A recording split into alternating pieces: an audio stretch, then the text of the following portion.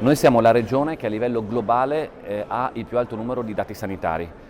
Non sono mai stati utilizzati nelle loro potenzialità. Un dato che emerge nel corso della tavola rotonda "Azzeriamo le distanze, intelligenza artificiale fra opportunità e rischi" nell'ambito del Festival delle Regioni e delle Province Autonome a Bari, alla presenza del Presidente della Repubblica Sergio Mattarella.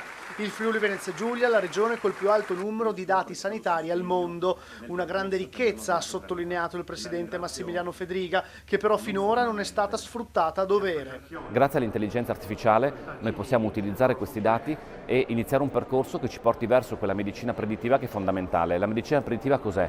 È la capacità di prevedere il rischio che una patologia possa svilupparsi e quindi andare a aiutare la persona prima che la patologia effettivamente si concretizzi.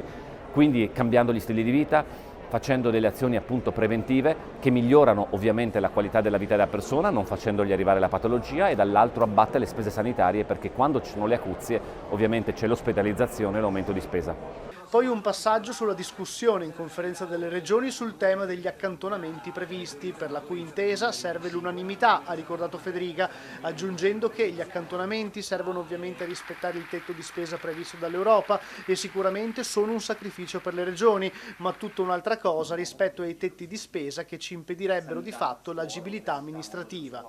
Infine il Presidente della conferenza delle regioni ha commentato il dato secondo cui in Italia il 40% dei ragazzi hanno paura per la mancanza di lavoro, un dato scollegato dalla realtà, ha detto Fedriga, visto che la difficoltà è proprio trovare persone occupabili. Il Friuli Venezia Giulia, ha concluso il governatore, ha il 3,4% di disoccupazione, meno del 3,5% della Baviera.